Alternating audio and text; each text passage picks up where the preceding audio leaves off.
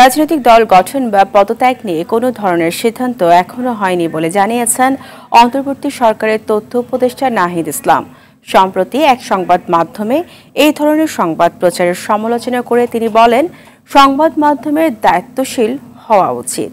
আরও জানাচ্ছেন শাকিলা করিম।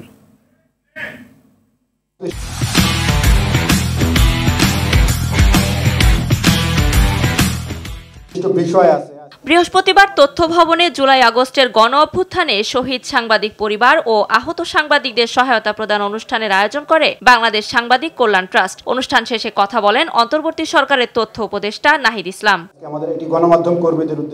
এক প্রশ্নের জবাবে তিনি বলেন, রাজনৈতিক দল গঠন বা পদত্যাগ নিয়ে এখনো কোনো সিদ্ধান্ত হয়নি। যে সংবাদ মাধ্যম এ খবর প্রচার করেছে তারাও এর কোনো উৎস নিশ্চিত করেনি। সংবাদ মাধ্যমের প্রতিবেদনে দাবি করা হয় 15 ফেব্রুয়ারির মধ্যে শিক্ষার্থীদের নতুন রাজনৈতিক দল আসছে। মহাসচিবের দায়িত্ব পেতে পারেন উপদেষ্টা নাহিদ ইসলাম।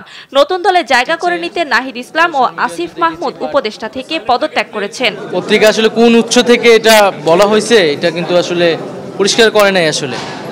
আর এই ধরনের কোনো সিদ্ধান্ত আসলে এখনো হয় নাই। হ্যাঁ, এবং এটা এরকম যদি হয় সেটা আমরা নিজেরাই এটা বলবো। সেক্ষেত্রে আমরা আরও বলবো যে এই ধরনের সংবাদ প্রচারের ক্ষেত্রে অবশ্যই একটু দায়িত্বশীল ভূমিকা পালন করলে আমাদের সবার জন্য ভালো হয়। এর আগে অনুষ্ঠান চলাকালে উপদেষ্টা বলেন, আওয়ামী লীগের রাজনীতি করার সুযোগ থাকা উচিত নয়, তবে যারা সন্ত্রাসী কার্যক্রমের সঙ্গে জড়িত ছিল না তারা সাধারণ ক্ষমা পেতে পারেন। এই আন্দোলনের অন্যতম দাবি কিন্তু ছিল আসলে বিচার, কিন্তু বিচার নিয়ে হয়তো মনে হচ্ছে এখন আমরা একটু কম কথা বলছি। শেখ হাসিনা তার অবশ্যই বিচার করা হবে এবং বিচারের মাধ্যমে সমাজে রিকনসিলিয়েশন সম্ভব, সমাজে ন্যায় বিচার প্রতিষ্ঠা করা সম্ভব।